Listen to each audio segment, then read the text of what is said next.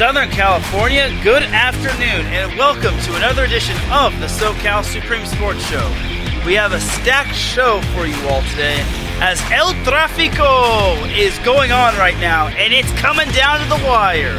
The Galaxy and LAFC are both fighting for their lives, as it's currently tied 3-3 going into extra time. Who will come out on top?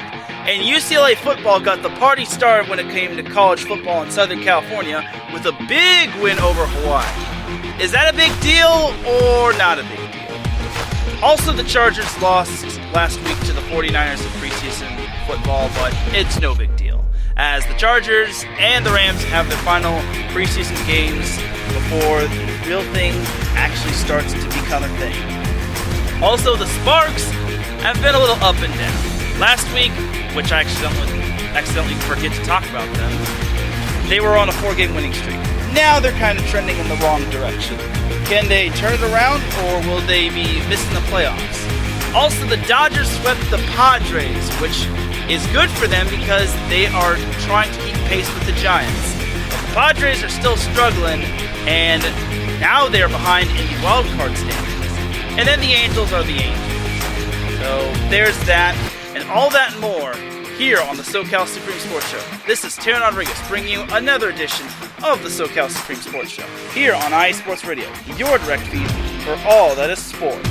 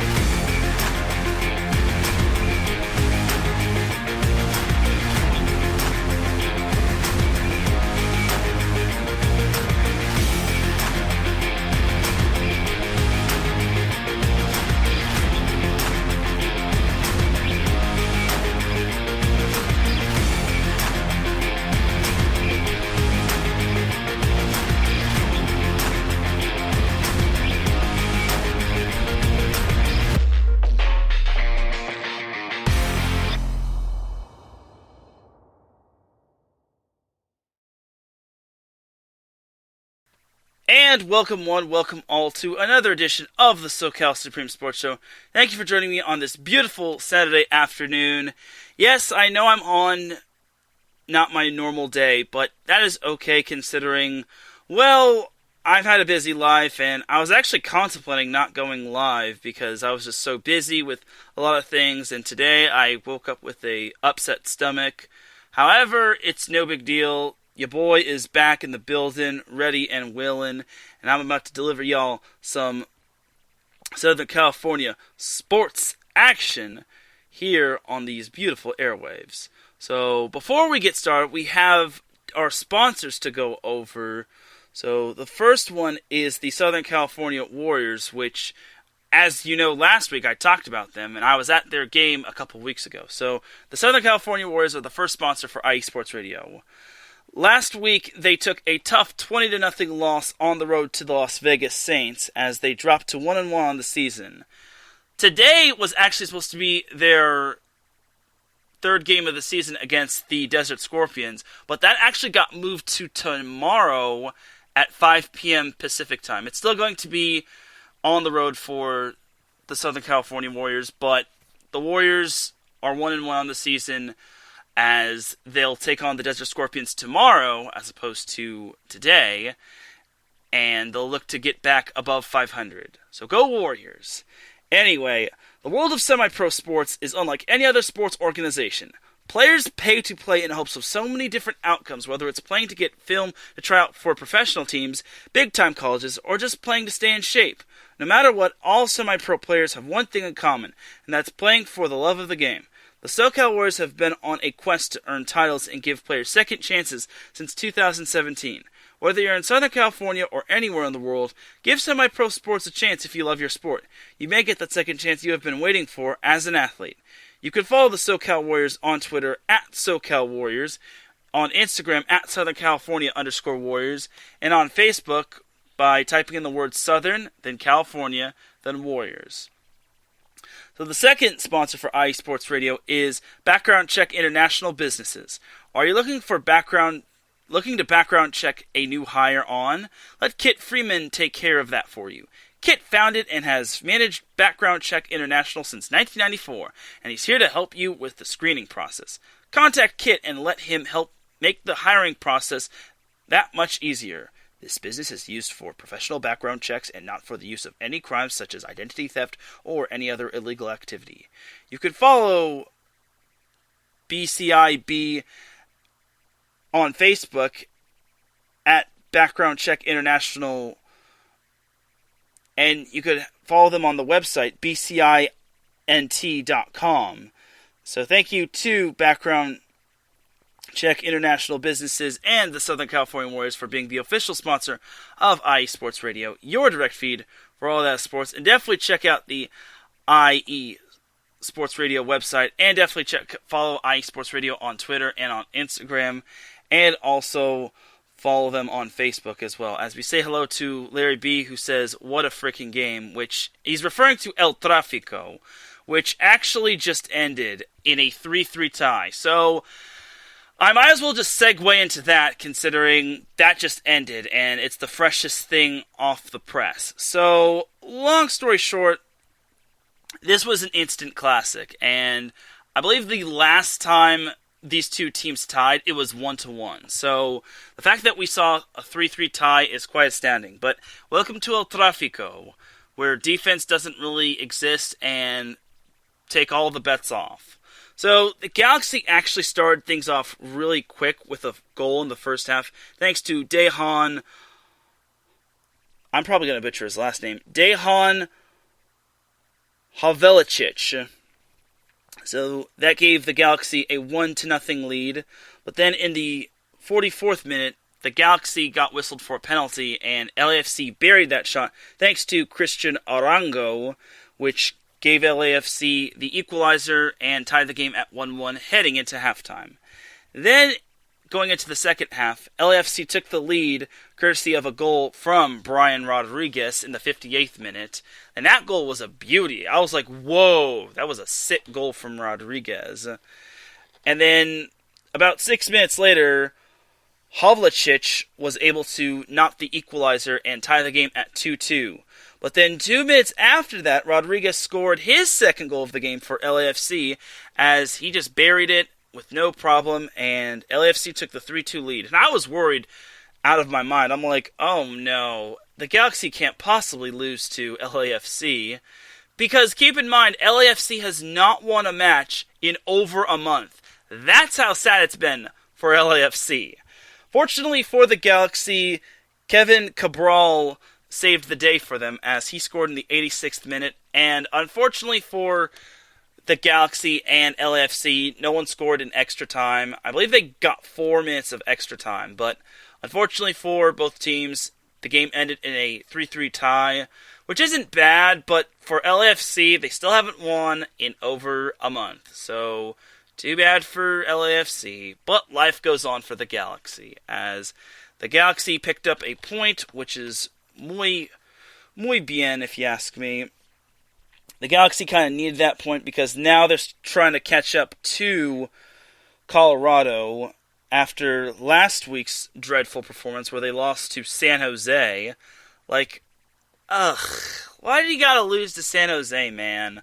Like, the Quakes, come on. Like, I don't mind if LAFC loses to the Quakes, but if the Galaxy loses to the Quakes, come on. They lost 2-1 last Friday, and then last Tuesday, not this past Tuesday, but the following Tuesday, or the previous Tuesday, the Galaxy dropped a crucial 2-1 match against the Colorado Rapids, which has them trailing in the Western Conference standings.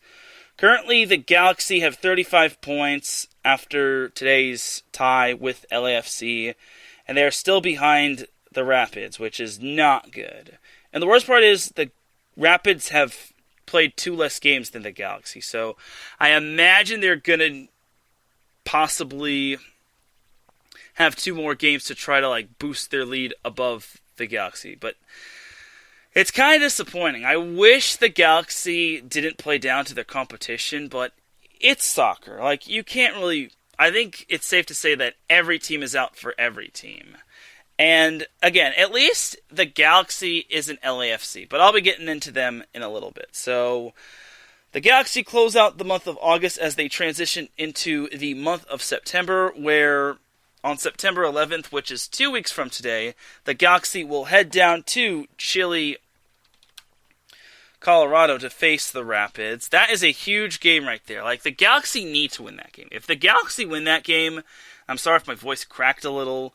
If the Galaxy win that game, they'll be back in business when it comes to the Western Conference. If they don't, if they lose, then they'll get even further behind the Rapids. And we can't have that. Well, the Galaxy can't have that. And then following that, the Galaxy have a Wednesday game on September 15th against the Houston Dynamo. Another crucial game is against Minnesota, which that could be quite crucial for them, Minnesota United. A few weeks ago for the Galaxy, they actually beat Minnesota 1-0 on August 14th, which is kind of nice.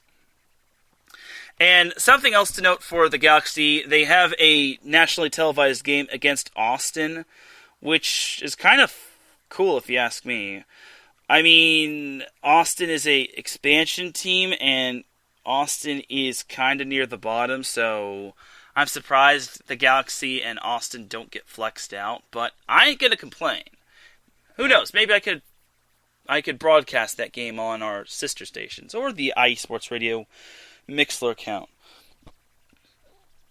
Either way, that's something else I needed to point out. And then also to close out the month of September, the Galaxy play Real Salt Lake on the 29th, which I guess is also a crucial game considering Real Salt Lake, I think, got the better of them the previous time. Regardless, the Galaxy, they're still in it when it comes to like clinching one of the top spots in the Western Conference. They're only 7 back of Seattle and only 4 back of Sporting KC. I use that term only very loosely because they're still not proving themselves against some of the top tier competition, which kind of frustrates me, but oh well, it is what it is. At least the Galaxy are still doing good. Like, they're doing way better than they have been last year. Like I said previously, they have exceeded their point total from last year, which speaks to high volumes of how they've improved. So, as for little brother, aka LAFC, they had their chances to beat the Galaxy, but unfortunately, they couldn't close the door. Like I said, defense doesn't really exist when it comes to El Trafico. So, yeah, LAFC has not won a game since July 17th when they beat Real Salt Lake. So, now they're going to transition into the month of September, still looking for a win. And it doesn't get any easier for LAFC in their next 2 games. LAFC will stay at home next Friday against Sporting KC. Now that could actually help the Galaxy if LAFC wins. If Sporting KC wins, then it's just going to be another pointing and laughing scenario at little brother, aka LAFC. And then LAFC has another game against Real Salt Lake on Sunday, September 12th, which that's a crucial game on its own. And who knows, maybe that could be the game where LAFC wins. Because Salt Lake was their last win, so maybe that's the game where they finally snap that winless streak. So, food for thought. And if they don't get either of those wins, they'll most likely get it against Austin. Because, again, Austin is near the bottom of the Western Conference. But knowing LAFC's luck, they'll probably go another month without winning a match. So, either way, LAFC really has to get their you-know-whats together. They're currently 9th in the Western Conference, which isn't bad, but San Jose is 3 points ahead of them in the standings, while Portland is 1 point ahead of LAFC and 2 points behind of San Jose. So that last spot is kind of heating up. And then also Vancouver is right behind LAFC, and Dallas isn't too far from LAFC either. So even though there's plenty of season left, LAFC has 13 games remaining. they got to start winning games. They can't afford to be in a drought of not having won a match in over a month. It's that simple. Like, if they can get into the dance, they could possibly do some damage. Even if it means they have to face Seattle or Sporting KC in the first round, they gotta at least make the big dance. Then anything is possible when it comes to the playoffs, even though LAFC is sporting one of their teams in quite some time. So there's that. Strangely enough, Sporting KC and Colorado face one another, or are facing one another right now, which I know it's not Southern California, but Kansas City and Colorado could be a crucial match for the standings. Like, no matter what happens, the Galaxy don't win that match. Unless, of course, Sporting KC and Colorado tie. So I guess go sportsmanship, I guess. But that's pretty much going to do it for MLS action. The Galaxy are still in pretty good shape. I know they haven't really won a match in a while, but they're not, like, dreading like LAFC. I know I keep dragging LAFC's name like that, but it's kind of the truth. They haven't won a match in over 3 weeks. It's no big deal. LAFC's situation is much more precarious, considering LAFC is outside of the top 7, and if they don't manage to get it together, then honestly, the playoffs could not include LAFC. It's that simple, and that would be disappointing. But it wouldn't be too disappointing for the Galaxy and their fans, because the Galaxy have been hearing LAFC fans flex their muscles all over social media and dunk on them for quite a while, considering the Galaxy have had their struggles and LAFC have had their time on top.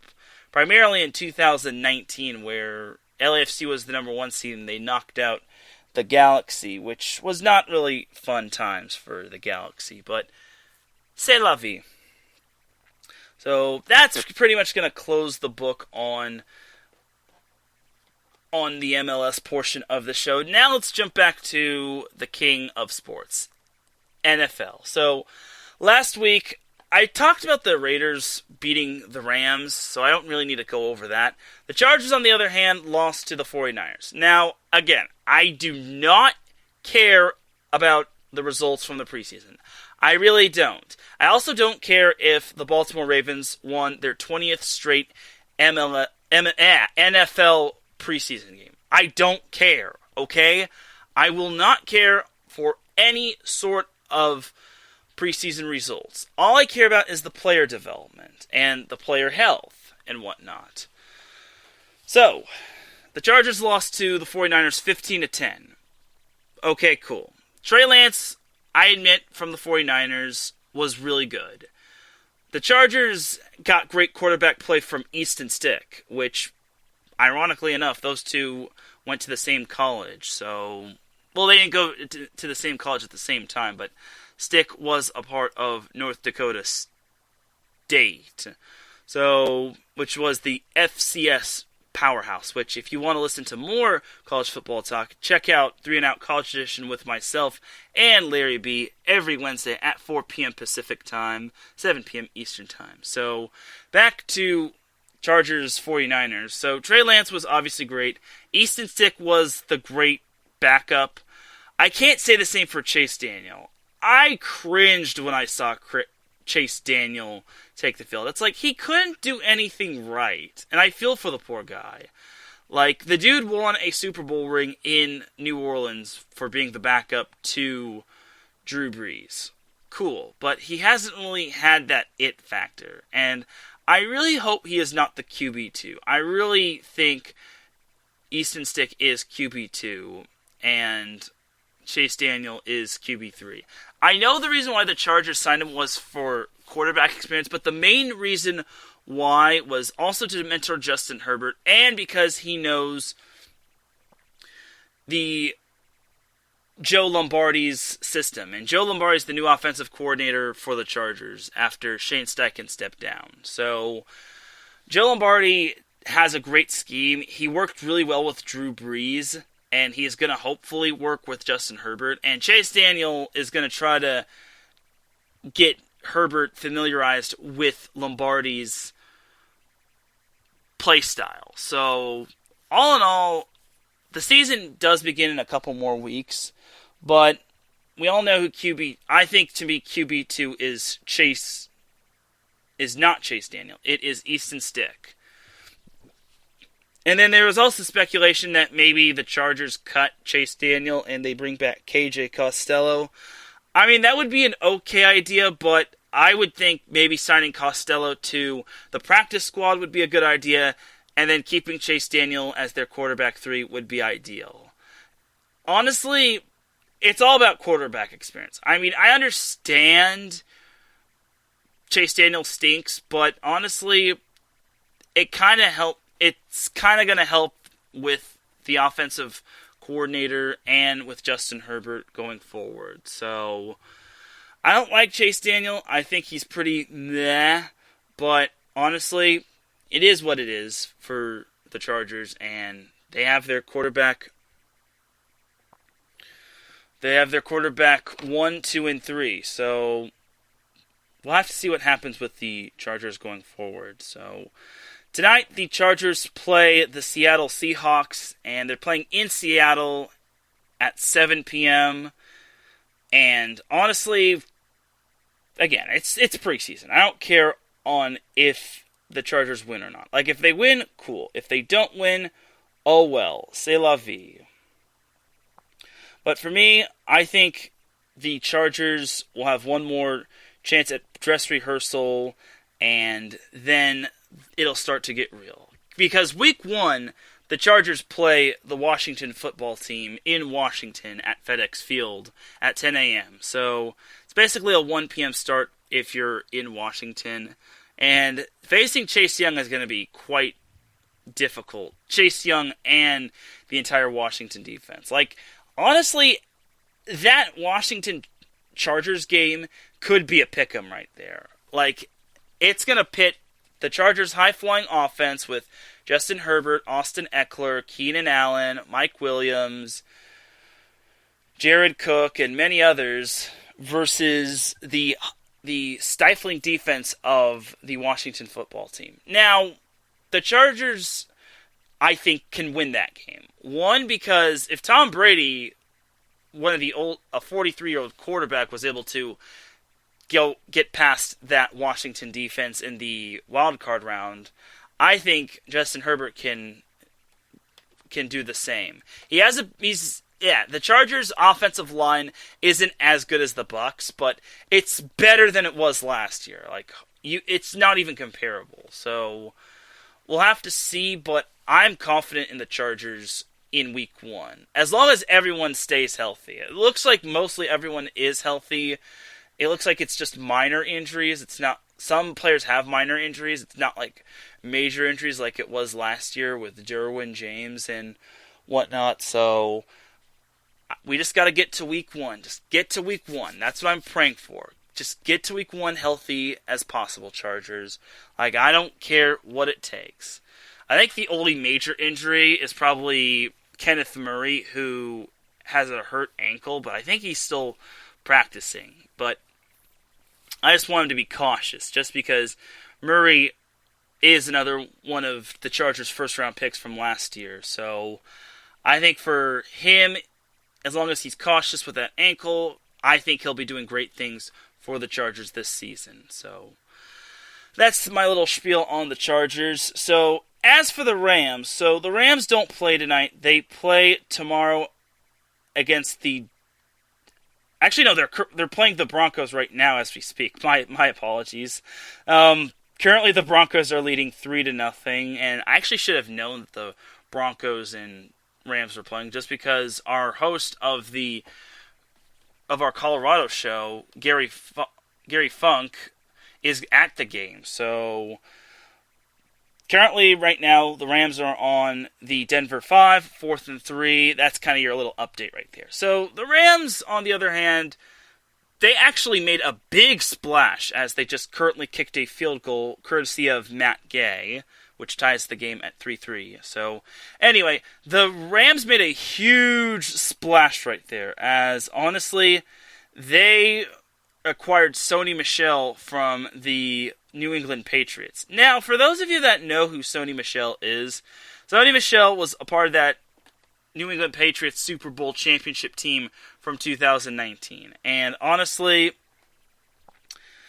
he was the one that pretty much put the dagger in the game for the Rams in that Super Bowl. Like, he scored to give the Patriots the 10-3 lead. So the fact that the Rams got Sony Michel is really big. Like, it's really, really, really huge. And the Rams traded 2 draft picks, which I guess that's cool. But honestly, this seems to be the Rams' strategy. Trade draft picks, get high-quality players. And it's kind of like what they did with Matt Stafford when they traded Jared Goff to the Detroit Lions. And I think that is a great strategy for the Rams, considering it's paid dividends for the most part.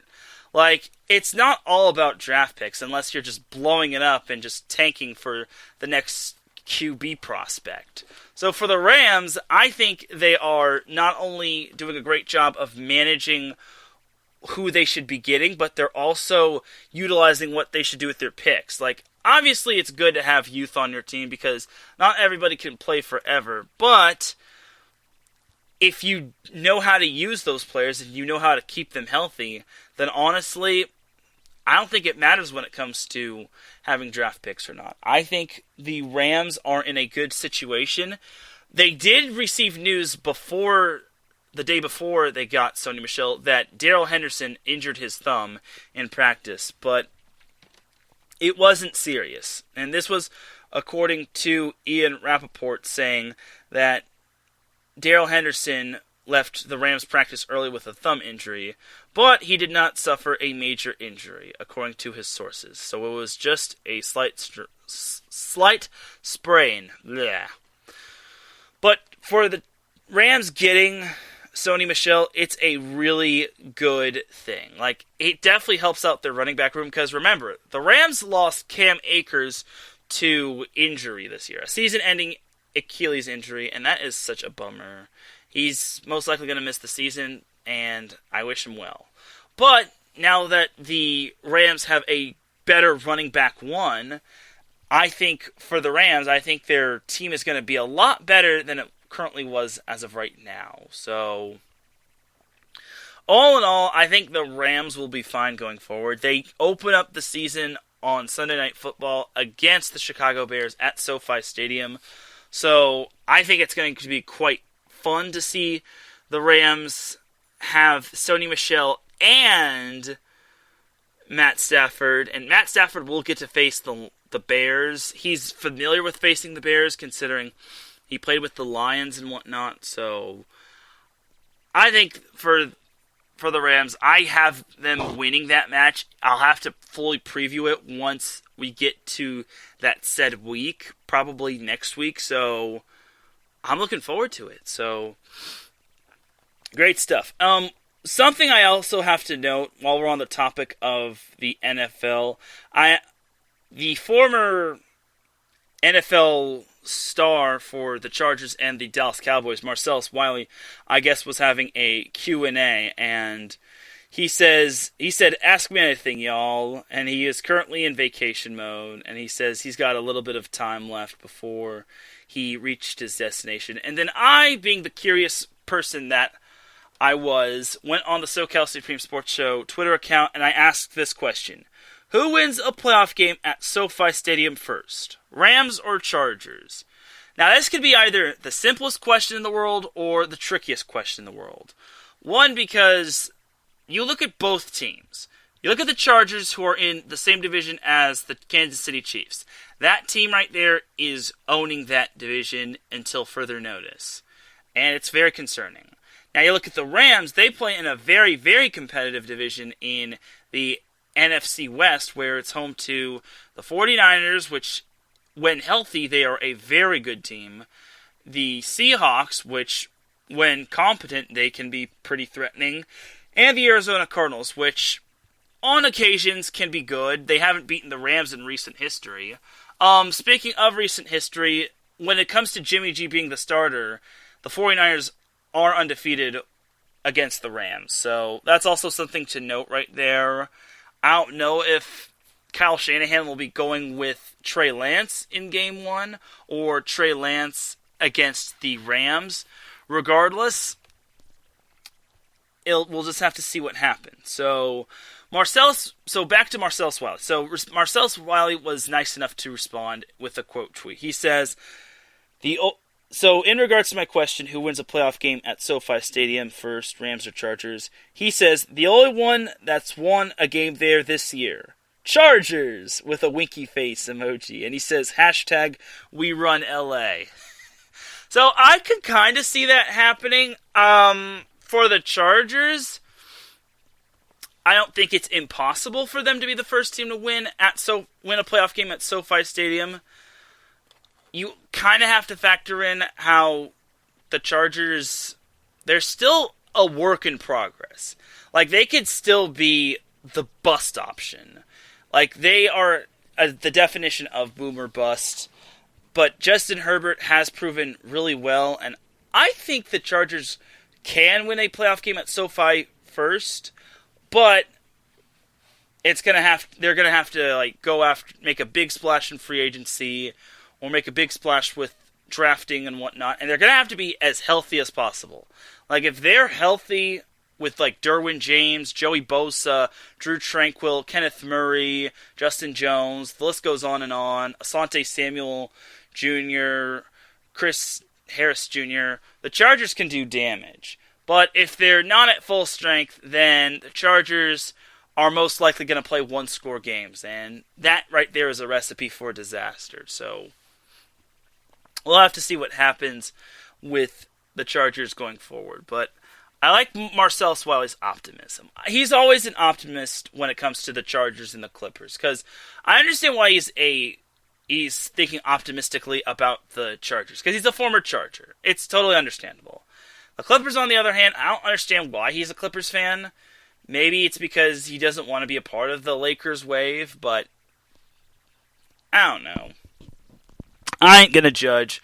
I'm just going to move on with my life and just think about other things. So that's going to do it for the NFL portion of the show. Let's jump to some college football action. So USC and San Diego State are off, sadly, which for me, I am sad-faced that USC is off. One team from Southern California that does have a football game is UCLA, and they kicked off the season at the Rose Bowl against Hawaii. So this match will have mismatch written all over it. So, unfortunately for Hawaii and its fans, they got to witness UCLA taking a big fat duty all over them as UCLA demolished Hawaii 44-10. Like, it was that bad. Like, it was 24-3 at the end of the first quarter. That's how heartbreaking it was for Hawaii. And there was even a blocked punt which went into the end zone for a touchdown in the later stages of the game when it came to the second half. So, okay, so it's cool that UCLA won. I'm really happy for UCLA. I'm glad they got their first win of the season. And actually, believe it or not, that's actually the first non-conference win under the Chip Kelly era. That's how big that win was, I guess. It's only Hawaii, but what can you do? It's a win, and you can only go up from there. At least you won't be winless. So, that was great stuff and all. Dorian Thompson-Robinson did his thing when it came to throwing the ball. We even got to see Ethan Garbers, the QB number 2. Chip Kelly did say that Ethan Garbers is quarterback number 2. He is a transfer from Washington, and he's a Southern California product, hailing from my neck of the woods in Corona Del Mar. So, kudos to you, Ethan Garbers. Chase Garbers is the quarterback from Cal, who is his older brother. So, just gotta throw that out there. But Dorian Thompson-Robinson finished with 10 finished 10 for 20, 130 yards, and 1 touchdown. The big surprise was the running back for UCLA.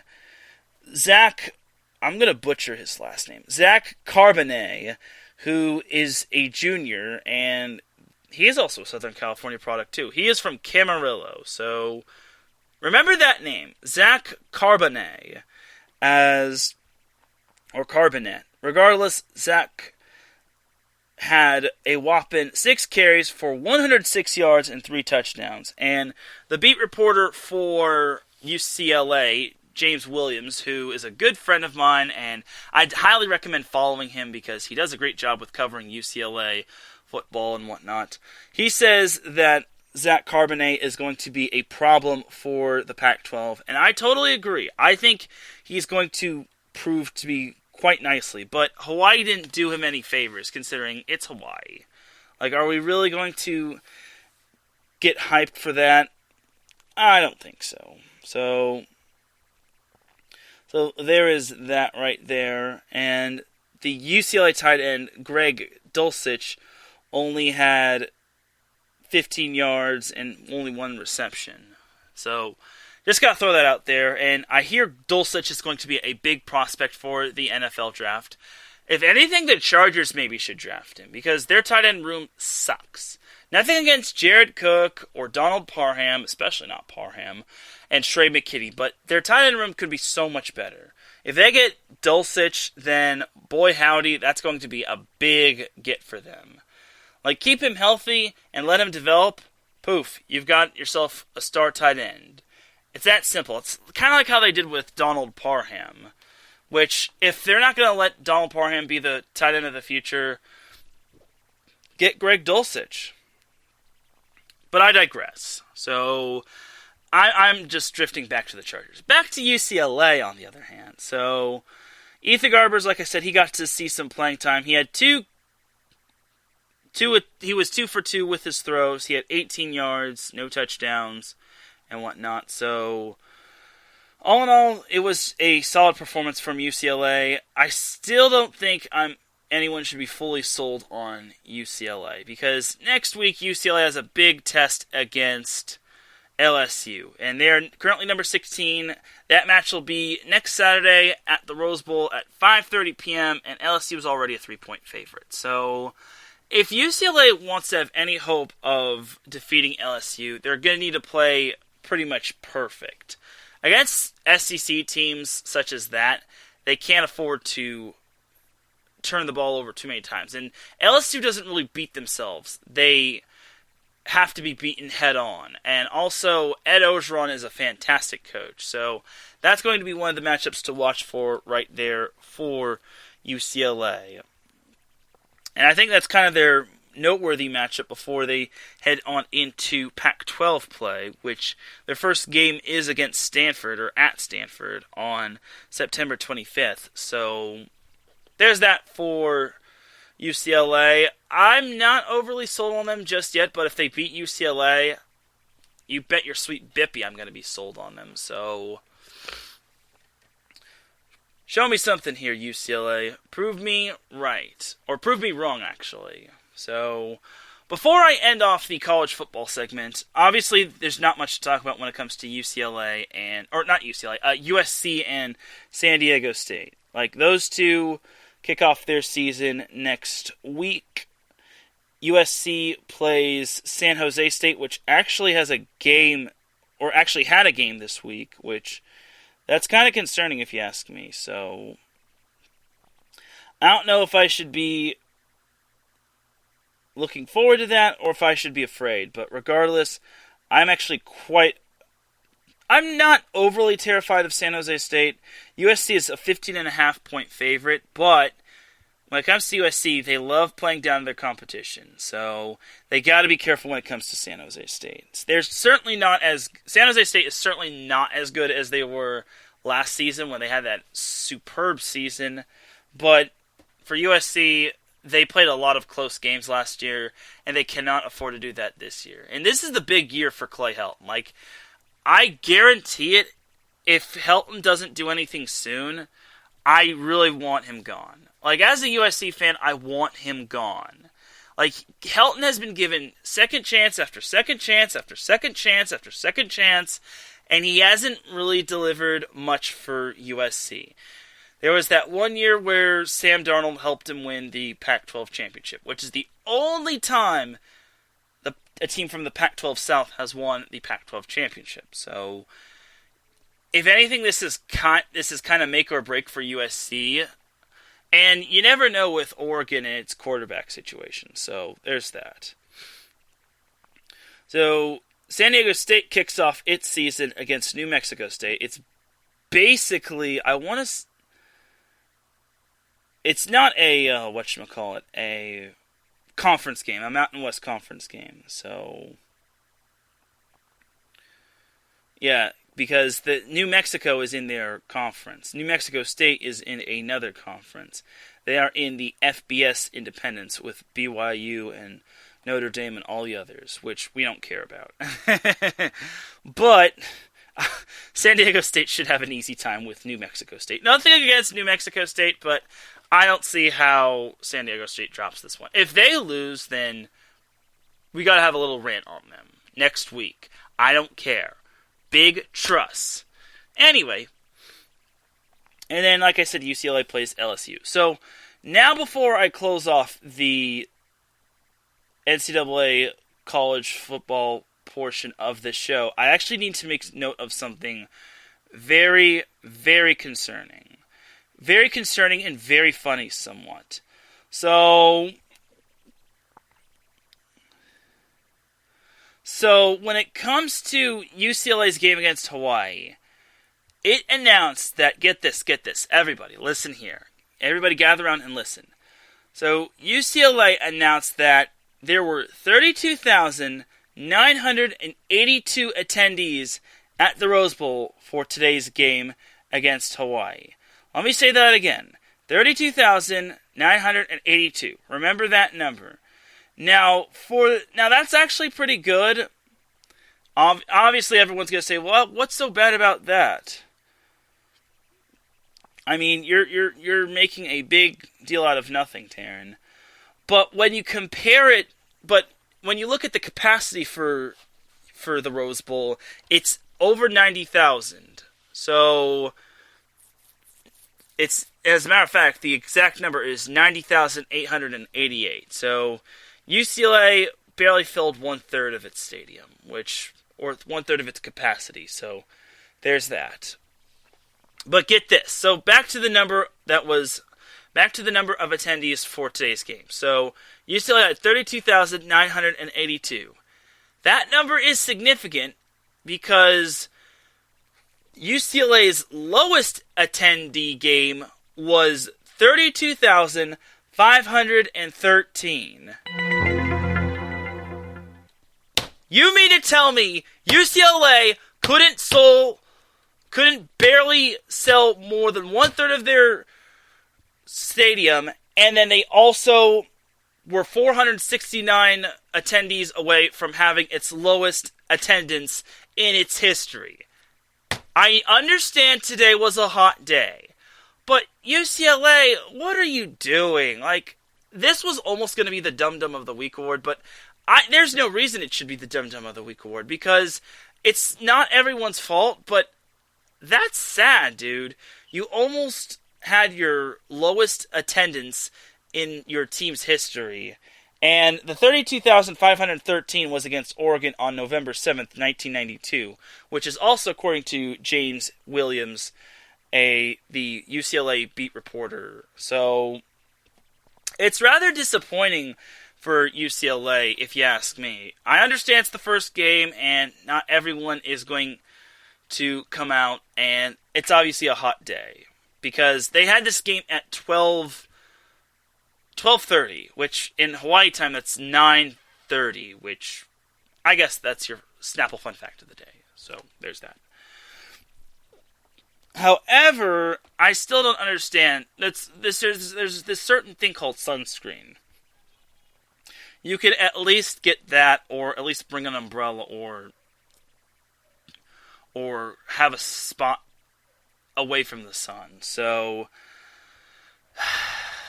and keep in mind, this is pretty much post-COVID. I know COVID still is not a thing, COVID is still a thing, but for UCLA to have its second lowest attendance since 1992, that's pretty sad. Come on, UCLA, step your game up. And I think one fan on Twitter basically said, next week better be lit, or I'm going to be mad as heck. I'm just paraphrasing. I don't think he really said mad as heck, but he really called out the UCLA fans for not attending. Hawaii fans, I understand, of not attending is totally understandable, because you have to go from Hawaii over to Southern California, then back to Hawaii, which, if you're not flying free, then it's kind of not worth it. So, I'm just saying. So, that was kind of like your mindless stat of the day when it came to UCLA football attendance, but, well. Maybe it'll change next week because it'll be a lot cooler, because we're transitioning into the time of fall, which is not going to be as hot as summer, but it still is rather mind-boggling that UCLA had that number of attendees at today's game. So we'll see what happens with UCLA going forward. So that's going to do it for the college football portion of the show. Let's talk a little high school football. And I rarely talk high school football except for one school, and that is Mater Dei. So Mater Dei, one of the top teams in the nation, according to Max Preps, played, I think Mater Dei was like number 1 or number 2 in the nation. And then they had to find a game they actually scheduled a game against Duncanville. Like, I think their original opponent, had to, possibly, I don't know what happened to the original opponent, but I know Mater Dei eventually scheduled Duncanville, and it was fun times. And the game was in Texas, so when it came to their matchup against Duncanville, long story short, Mater Dei whooped the you-know-what out of Duncanville. Get this. Mater Dei won their matchup against Duncanville by a score of, get this, everybody, listen here. Mater Dei won 45-3. This was a top 10 matchup, and Mater Dei beat the snot out of Duncanville.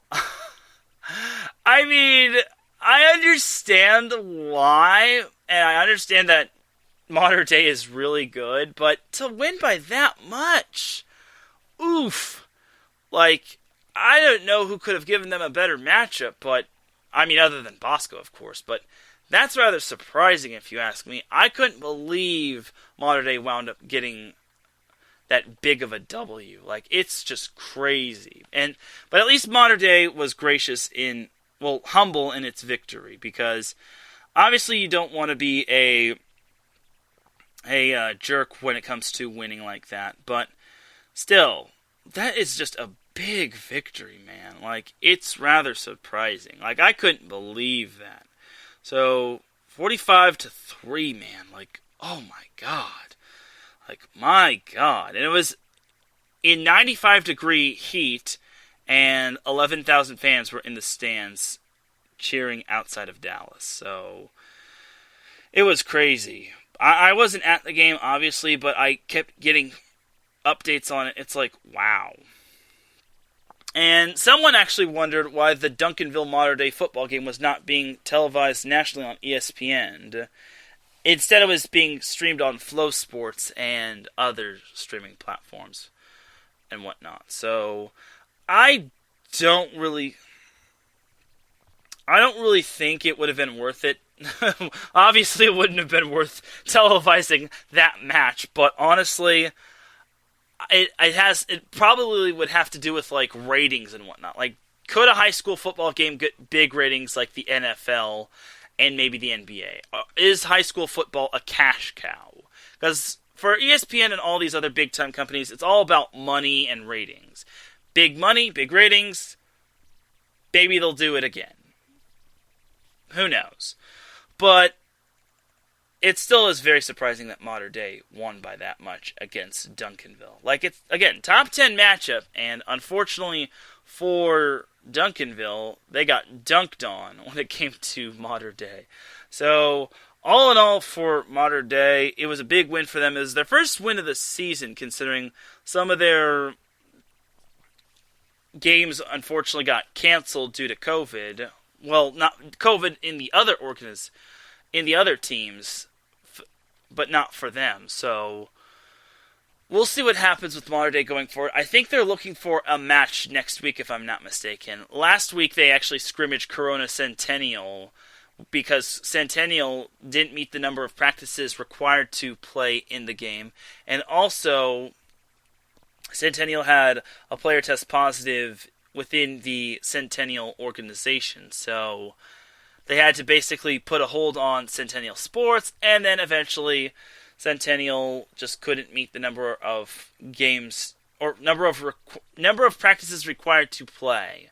So it's unfortunate for Centennial and Mater Dei, but at least they got to see each other out. So Centennial also won against Cathedral Catholic, I want to say. Either way, Centennial won big, and it wasn't even close. So good for Centennial and them getting the win, but honestly, it was not even close.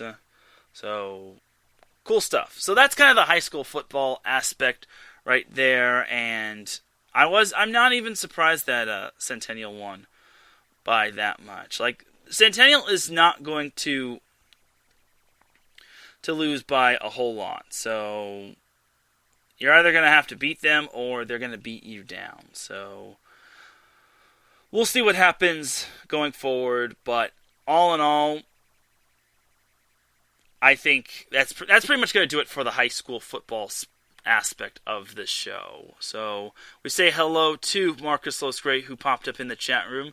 Thank you for tuning in. I just wrapped up some NFL, NCAA football, and some high school football action, so thank you for tuning in, my brother. We're actually going to take ourselves a quick little commercial break. When we come back, we have a little bit of NBA news, then we have some MLB news, and then we also have the Dum Dum of the Week award. You're not going to want to miss it, so you are listening live to Set Point here on iSports Radio, your direct feed for all that is sports. We'll be right back after a word from these messages.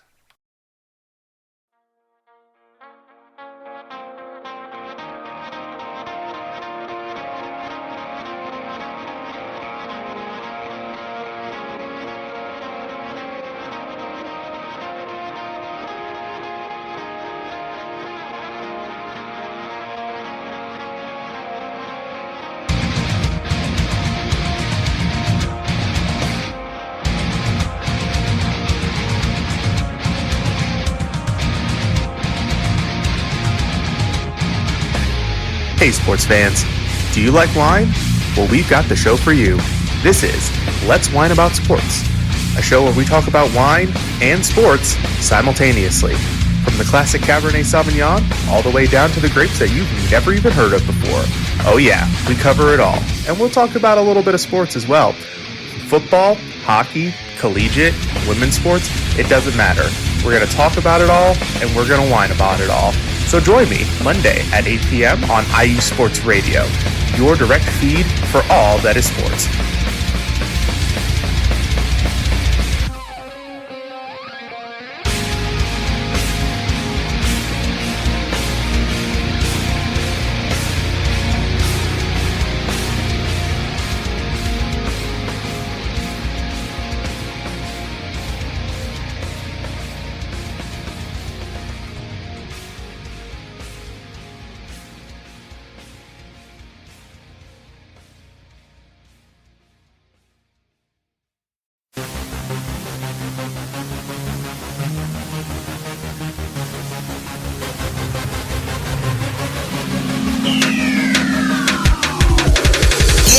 everybody? This is Teran Rodriguez. Are you a fan of volleyball? Are you a fan of Thunder Spikes? Then I have the show for you, Set Point, where I cover NCAA men's and women's volleyball, high school boys and girls volleyball, beach volleyball, and even professional volleyball. Catch the action every week here on IE Sports Radio, your direct feed for all that is sports.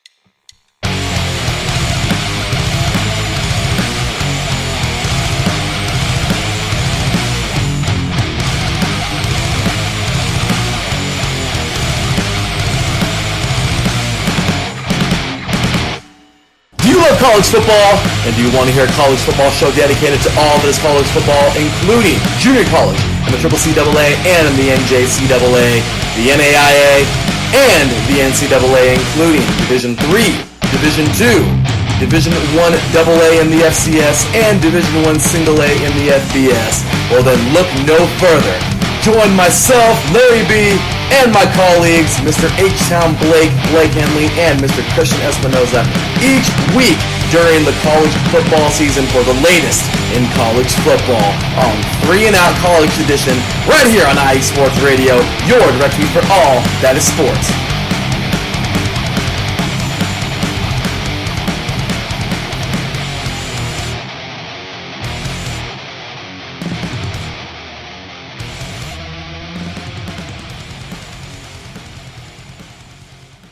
Back with segment number 2 of the SoCal Supreme Sports Show. Thank you all very much for your support of IE Sports Radio. It truly means a lot. Matter of fact, I'm in a giving mood, so I'll give y'all a round of applause for tuning in on this Saturday, even when there are a lot of things going on like college football and the NFL.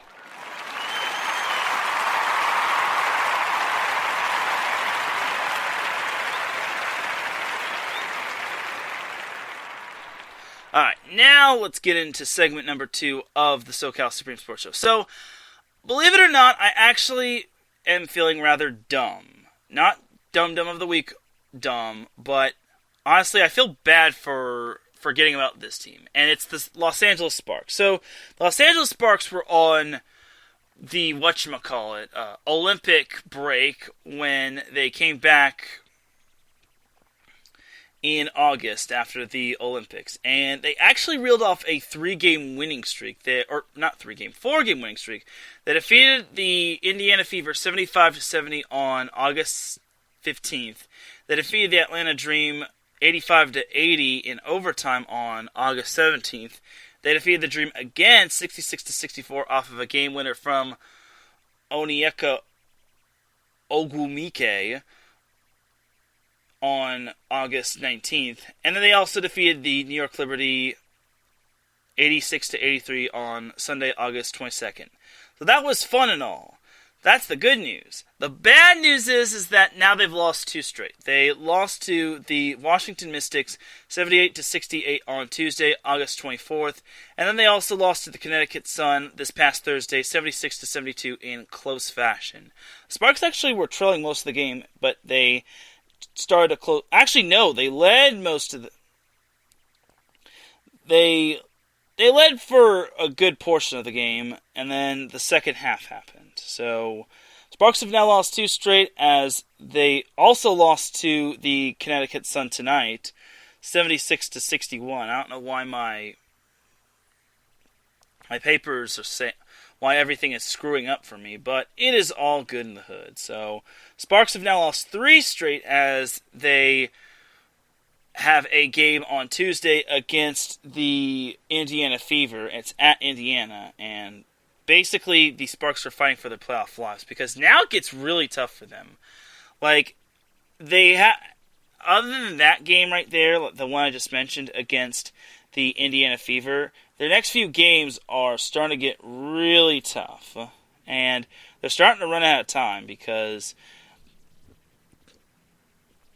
they're a half a game back of New York and Washington for the final playoff spot, and if they don't get it going soon, they could be out of the postseason. Connecticut, Las Vegas, and Seattle have clinched the playoff spot, and also Seattle clinched the Commissioner's Cup, which is cool, I guess. But starting in September on the 2nd, the Sparks play at the Lynx. Then the Thursday after that, they play the Connecticut Sun, which they've just lost 2 straight to. Then they play the Seattle Storm, which is good, which is a really good team.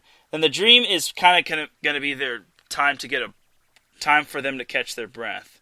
And then they also have the Dallas Wings, which are just as bad as the Sparks. So, all in all, the Sparks are really running out of time because, well, the Wings are actually in the 7th seed, so that could actually prove critical for the Sparks. They're going to have to pull out an upset when it comes to the Lynx, the Sun, or the Storm.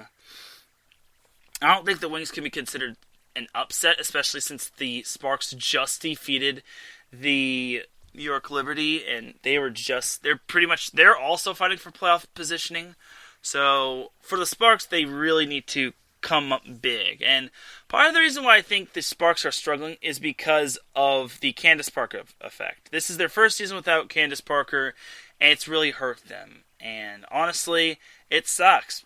And the funny thing is that Candace Parker is actually doing great things in Chicago, as Chicago is currently number 6th in the WNBA, and the top 8 teams make the big dance. And honestly, it's not surprising that Chicago is doing well with Candace Parker. I think it's really going great for them, and I think maybe, just maybe, they could be a dark horse team. I don't know if they'll be able to defeat the Seattles, the Vegases, or the Sun, but at the very least, they'll try to maybe topple the Storm. But for the Sparks, back to the Sparks, it would kind of be weird to see them not in the postseason. But again, teams go through this whole little rebuilding process. Like, it's the circle of life with every team. Like, look at the New England Patriots.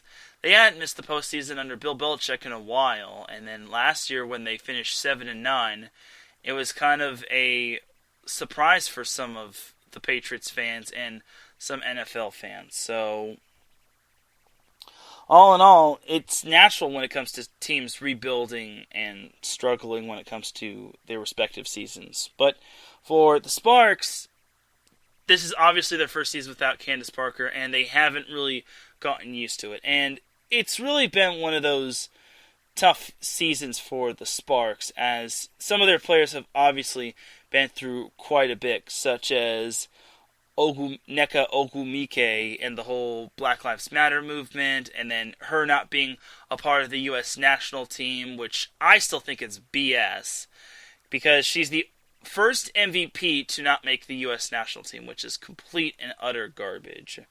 And I really feel for her. So for the Sparks, it's kind of been one of those years, but who knows? Maybe they could turn around next year. But for right now, there is the possibility that they could still make the playoffs. They have to defeat the Fever, and then they'll have to see how they stack up against some of the other teams. Like, it's not impossible for the Sparks to get into the postseason, but they'll also need help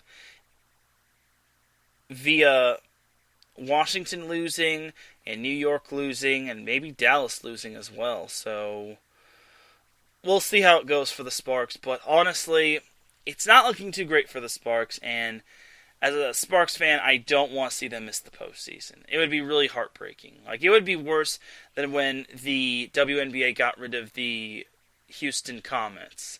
And that was a sad day in America as well. So, there's that. So, that's pretty much that for the WNBA. I will be coming back to this going forward. I promise y'all I won't forget about the Sparks like I did last week. I said in the description I was going to talk about the Sparks and their winning streak. I should have probably, because I think karma kind of kicked me in the face. So, anyway, Now let's jump on over to the MLB, and then we'll hand out our Dum Dum of the Week award, and then I'll send you all on your way. So now jump on over to the MLB, where currently all of our Southern California teams are playing. The Dodgers are playing the Rockies at the Chavez Ravine, while the Padres have hit the road to Anaheim to face the Angels. The Angels lead the Padres 3-0 in the bottom of the third inning, while the Dodgers lead the Rockies... the Rockies lead the Dodgers 1-0. I need to get used to saying that because the Rockies are in spoiler mode. So, let's break down them Dodgers, shall we? So, the Dodgers last week had themselves quite the interesting week. So, let's take it back to last Thursday, Friday, Saturday, Sunday. So, the Dodgers won 3 out of 4 games against the New York Mets. The Dodgers defeated the Mets 4-1 last Thursday. Then last Friday, the Dodgers defeated the Mets 3-2. Then last Saturday, the Dodgers beat the Mets 4-3. And then last Sunday, the Mets handed the Dodgers their lone loss of the series 7-2. So my question for the Dodgers is, why so close against the Mets? The Mets clearly have imploded, and they have fallen out of first place in the NL East. So why aren't the Dodgers trashing the Mets? If they needed a moment to try to catch up to the San Francisco Giants, this is their moment. They have to beat up on these teams that they know that they can beat up on. So if they don't, then they can kiss the NL West goodbye. And honestly, with how the Giants have been consistent, it's kind of hard to see the Giants losing going forward. But it's possible. Looking at the Giants, they are up 5-0 on the Braves, which just proves their consistency. Last night, the Giants lost to the Braves, but in return, the Dodgers lost to the Rockies, so the Giants didn't move down any games, which kind of sucks, but what can you do? So that was last week. So this past week, the Dodgers actually swept the San Diego Padres at Petco Park, mind you. Something I didn't think would happen. So, oh boy, this series was a doozy. So the first game, the Dodgers beat the Padres 5-2, which is a straightforward game. The Dodgers defeated a struggling San Diego Padres team. But then the second game, ooh baby, that was one doozy of a game.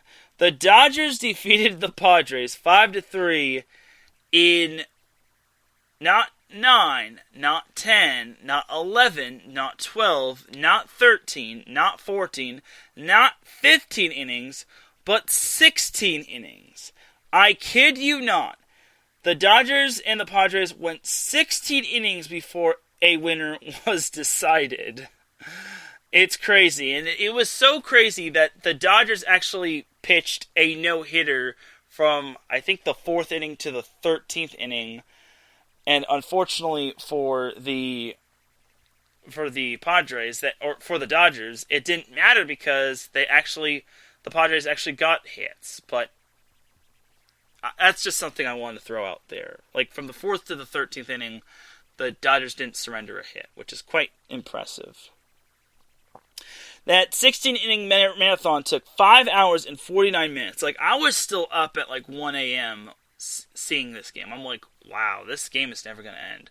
Just when everyone thought the Dodgers were going to go down, the Padres came back, courtesy of Fernando Tatis Jr. with a 2-run solo shot. But then the Dodgers finally closed the door on him in the 16th inning. And for the Dodgers, their boy Shane Green got the win, and then Corey Kenbrell got the win for the Dodgers. And it was quite fascinating because I actually got to see the replay of this game while I was at the gym the following day. So there was that right there for the Dodgers. I couldn't believe that it went 16 innings, man. 16. Quite astounding. And I thought the Angels-Orioles game from a couple years ago was long, but this one almost took the cake and ate it too. So That turned out being the difference maker for the Dodgers as they won the final game of the 3-game series 4-0. They limited the Padres to only 3 hits, which was quite impressive, as Max Scherzer got the win for the Dodgers, while former Dodger Yu Darvish suffered the loss for the Padres, as the Padres continue in its slumping ways. Last night, however, the Dodgers dropped a little bit of an oopsie to the Rockies, as the Rockies beat them 4-2. Currently, the Dodgers are down 1-0 in the bottom of the 3rd inning. They have runners on 3rd and 1st with nobody out, which is good stuff. So, like I said, the Dodgers need to win as many games as possible. Like, if they start winning and keeping pace with the Giants, it's only a matter of time before the Giants will start to crumble. So, after today and Sunday, the Dodgers will start a 3-game series at home against the Atlanta Braves, starting on Monday and ending on Wednesday.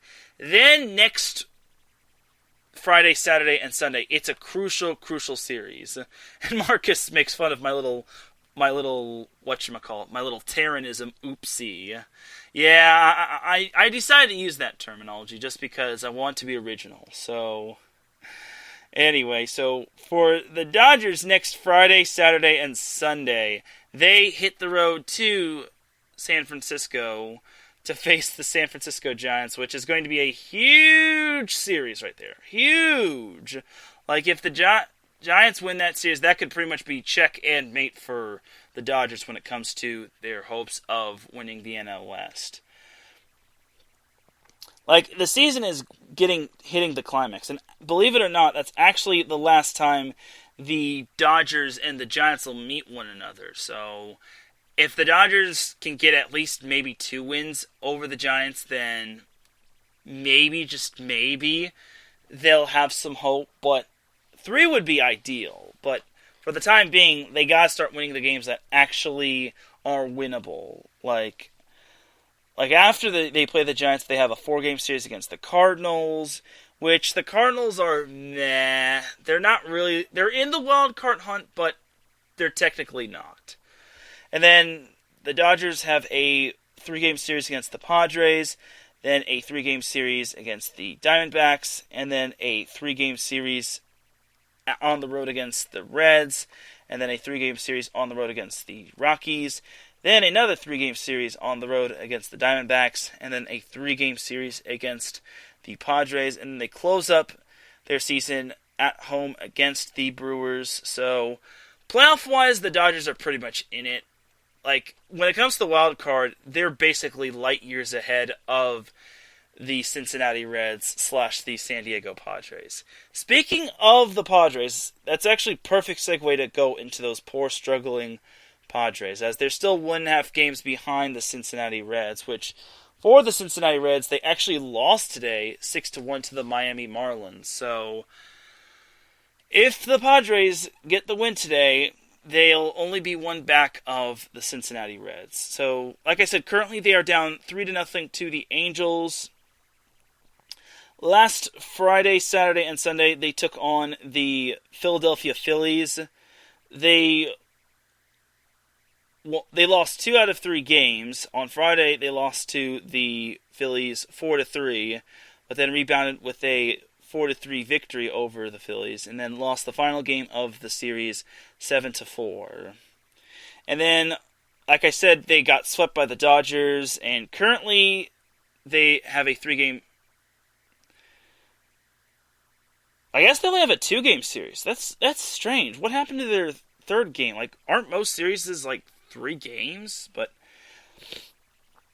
that's rather fascinating to see, considering most series that are like on Friday, Saturday, and Sunday, they are at least 3 games. So the fact that the Padres don't get a Sunday game is kind of odd. But anyway, yesterday the Padres defeated the Angels 5-0.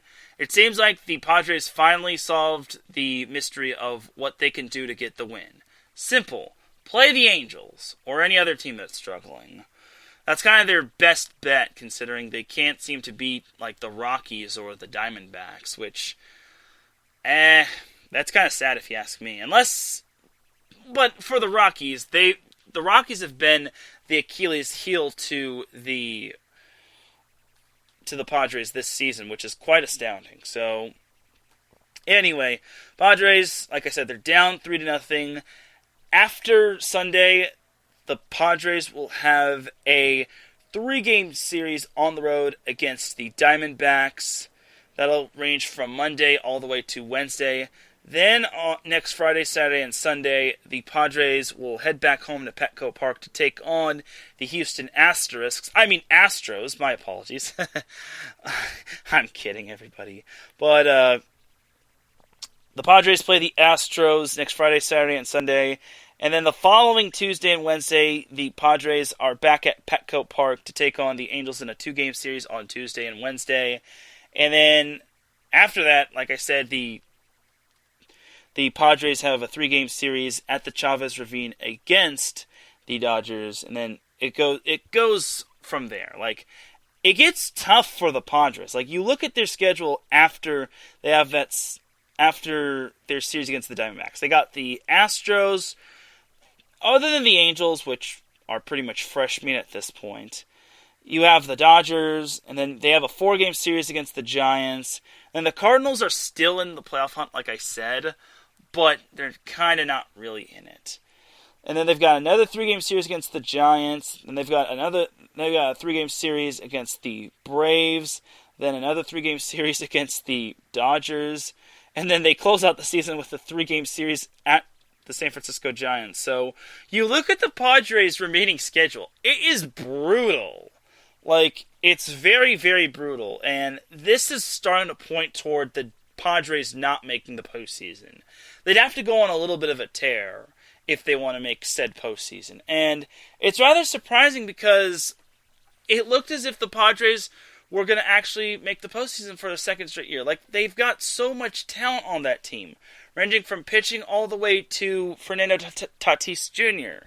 But now they are just spiraling out of control. Albeit their spiraling isn't all out of control, but they lost quite a bit of games. So, if the Padres want to get back into the wild card mix, like, they're not out of it. Like, they're going to need to start winning. Like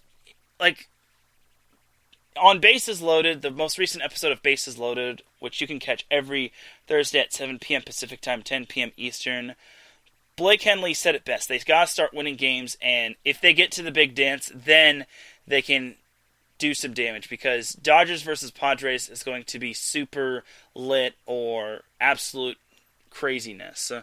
Or it's going to be chaos. That's what he said. But if they don't get into the big dance, then that is a big fat no-no, just because that'll basically just dash all of San Diego's hopes, which would basically mean San Diego is going to face the wrath of being a city without a sports championship. And no, I don't mean to say it like that, but it's kind of the truth. San Diego, ever since the Chargers have left, has pretty much been a sad sack. But the Padres have been their one bright spot, but now it's starting to look like the bright spot is starting to lose power. So there is that for the Padres. Now we go over to the Angels. And can I just say, I am not thrilled with the Angels. Ever since their sweeping of the Tigers, they have kind of headed back down to earth. So last Friday, Saturday, and Sunday, they got swept by the Cleveland Indians. They even got beaten on national TV. Last Friday, they lost 9-1. Last Saturday, they lost 5-1. And then last Sunday, they lost 3-0, which, again, that was the game they got beat on national TV. Which is unfortunately heartbreaking if you are the Angels. But that's been your season in a nutshell for you. But it gets worse. Everyone thought that being beaten on national TV was bad. They lost 2 out of 3 to the Orioles. Now, obviously, losing happens to every team, but the Orioles, in one of their games, came in on a 19-game losing streak. But to the first game, the Angels defeated the Orioles 14-8, and that's when the Baltimore Orioles lost 19 in a row.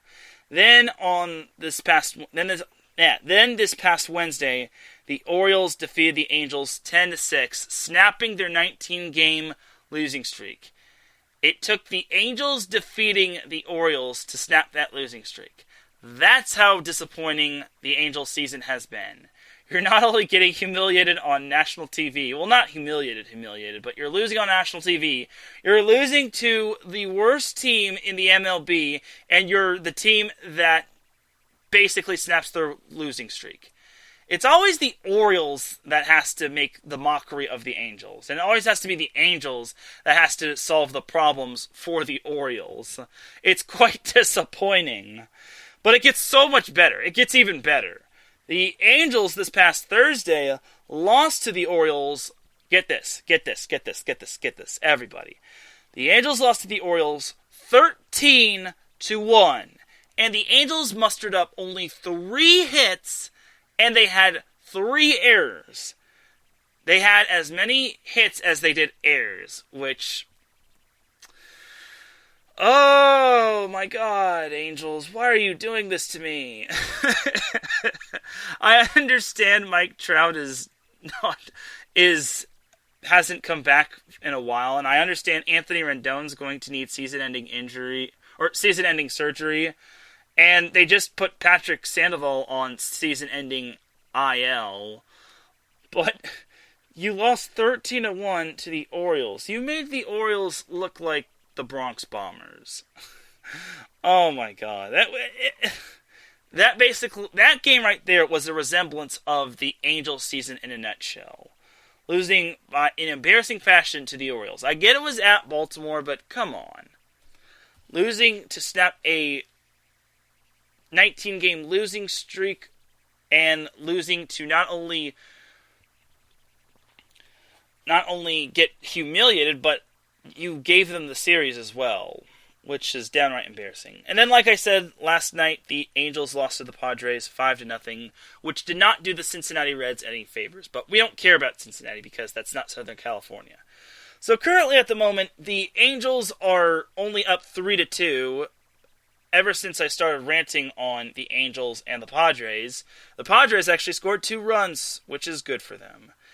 And like I said, if the Padres win tonight, then they will be only 1 game behind the Reds when it comes to the last wild card spot.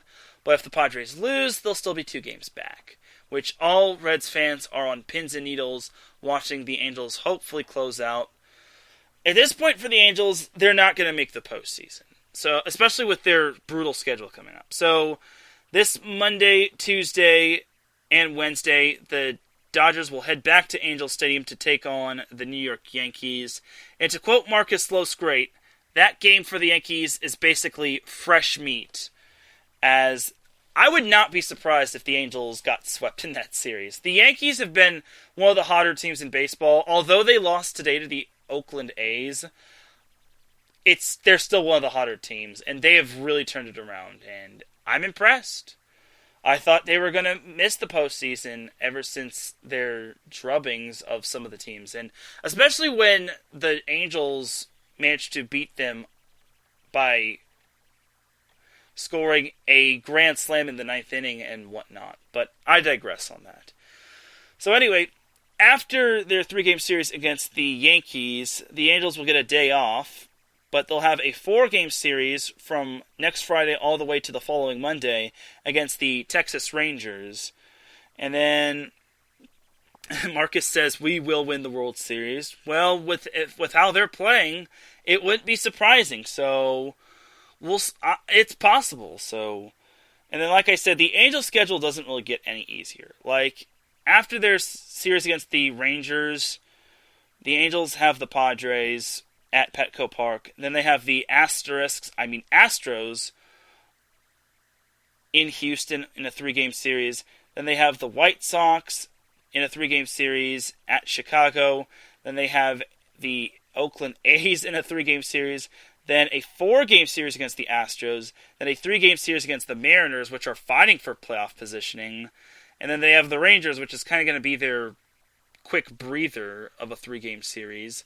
And then their last 3 games are against the Mariners, which again, Mariners are most likely going to fight for their playoff lives, or they're going to be eliminated by then. So, yeah, the Angels aren't going to make the postseason. I don't want to be faithless, but it's the truth. Like, Patrick Sandoval just got put on season-ending IL. We don't know when Mike Trout's coming back. Shohei Ohtani can't carry the team forever. Anthony Rendon is on season-ending IL or IR. Regardless, unless the Angels can go on some miraculous win streak, postseason and them are going to go together like M&M's and spicy crunchy tacos from Jack in the Box. But I digress. So, all in all for the Angels, better luck next year. But that's going to do it for the MLB portion of the show. So before we head on out of here, before I send you beautiful people on your way out of here, I have to give out the Dum Dum of the Week award. Now, I was actually pondering about this, but I finally found my Dum Dum of the Week award recipient, and that was my bad. I accidentally pressed a button which made it something go beep. But if you heard that, then I apologize. So this happened last night, and I don't know how many I don't know if there were multiple dum-dums, but this happened at a high school football game. And this happened between Sarah and Polly. Sarah of Gardenia and Long Beach Polly. And it was quite the classic matchup. It seems like whenever Sarah and Long Beach Polly face one another, it always goes down to the wire. This game was no exception, as basically it went down to the final possession. Sarah was up 28-21. I think there was less than 30 seconds left. I wasn't at this game, but I kept getting updates on this game. And then what had happened was Long Beach Poly threw the biggest touchdown in the world, as that cut the lead down to 1. Don't celebrate just yet. Speaking of celebrate, the worst thing that could have happened for Long Beach Poly did happen. A few of Long Beach Poly's fans decided to go onto the field after Long Beach Poly scored that touchdown. I'm not kidding you.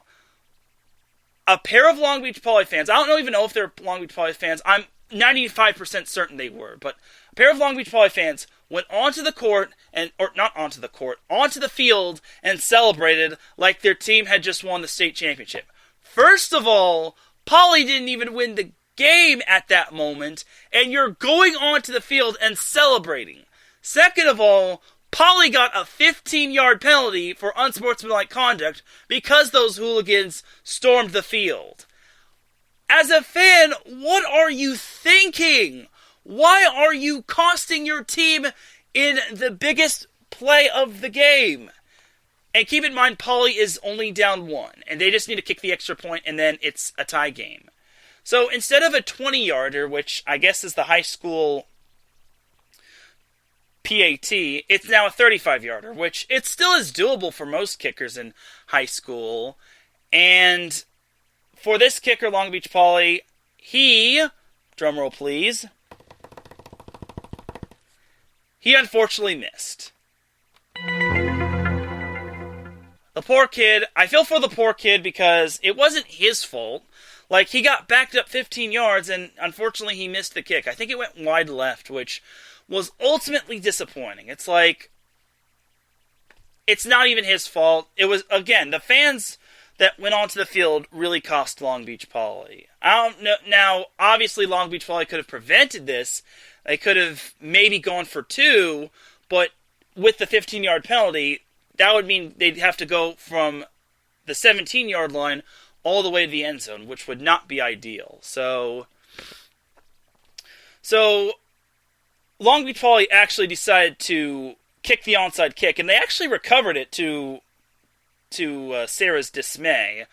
But there wasn't too much time left, and Poly didn't have any timeouts, so Poly got one last playoff, but unfortunately for them and their fans, they were unable to get the game-winning score. So Long Beach Poly lost to Sarah 28-27, and the moral of the story is, if you're a fan, don't go disrupt play. Don't go onto the field unless it's the end of regulation.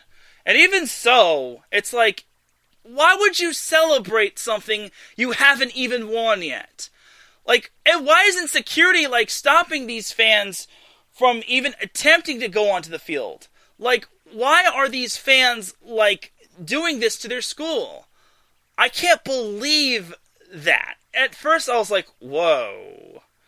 It's like, oh my god. I understand Long Beach Poly has very spirited fans, and I am willing to admit Long Beach Poly has passionate fans. Like, the city of Long Beach, when it comes to sports, has passionate, diehard fans. But to storm the field when your team hasn't even picked up the victory and put your team in a situation where their kicker, which had a pretty simple chip shot, decides to miss the field goal, which I feel bad for the kid, by the way, means that you, the fans that went onto the field, cost your team the game. There's dumb, and then there's really dumb. And those two fans, I don't know how many fans there were, but those fans, or fan, that went onto the field after Long Beach Poly scored on that touchdown play, which only put them down 1, you, the fan that went onto the field, are this week's Dum Dum of the Week award, and I feel bad for Long Beach Poly football, but for the fans that went onto the field, I don't feel bad for. So, you are this week's Dum Dum of the Week award, Long Beach Poly fan or fans. So dumb. You are really dumb. For real.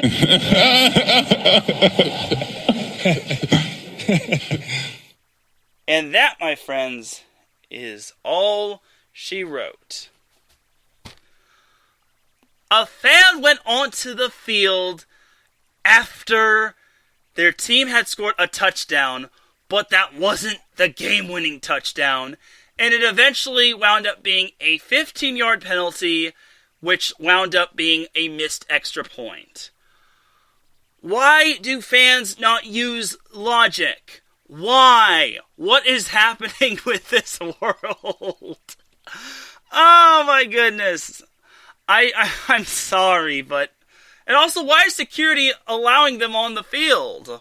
Like, shouldn't security be saying, you can't be on the field unless you have a pass? And why are they even getting close to the field? Why? What is going on with the world? And Marcus says, idiot. I'm presuming he's referring to the fans, which I just don't understand. Like, what are fans thinking? Like, and the worst part is this hasn't been the first time this has happened with Long Beach Poly and its fans, but that's a story for another day. And Lord have mercy. And Marcus says the coach should have charged at him. Facts. Like, where were the dogs in this situation? Where were the security dogs, man? Like, what if Marcus was one of the security guards, and he had a pack of dogs on him? Like, I don't think Marcus would have been anywhere merciful toward the people or person charging the field. It's just ridiculous. Oh, boy. But that's going to do it for this week's episode of the SoCal Supreme Sports Show. I appreciate y'all tuning in. And the moral of the story, kids, use logic and use your brain and not your heart. So, without any further delay, let's get on out of here, because I gotta get me some supper. You dig? Thank you all very much for tuning into the SoCal Supreme Sports Show. I know I had 2 episodes this week. I had one on Sunday, and then I had one tonight. But honestly, I had to give everybody their daily/weekly sports fix of Southern California. And it was actually a honorary Dum Dum of the Week award. It was a coach who spoiled his son's commitment, but it wasn't his fault. Like, words like that slip, but I digress on that one. But thank you all for tuning in to the SoCal Supreme Sports Show. I definitely appreciate you. If you're listening live, I appreciate you. If you're listening on the playback, I appreciate you. If you're listening in the wee hours of the morning, I appreciate you. If you're listening at all, I appreciate you. Big shout to the chat room, to my boy Marcus Los, great for tuning in. I appreciate you tuning in, my brother. Definitely check out Gloves Off every Wednesday at 8 p.m. Pacific Time, 11 p.m. Eastern Time. And shout out to Larry B in the chat room. Good luck tomorrow against the Desert Scorpions. For everyone here at IE Sports Radio, this is Teran Rodriguez signing off. You all have yourselves a great rest of the night. Enjoy the last few days of summer if you are on summer. And I will see you all Monday for Set Point. Have a great night, everybody. And remember, SoCal is for SoCal. Peace!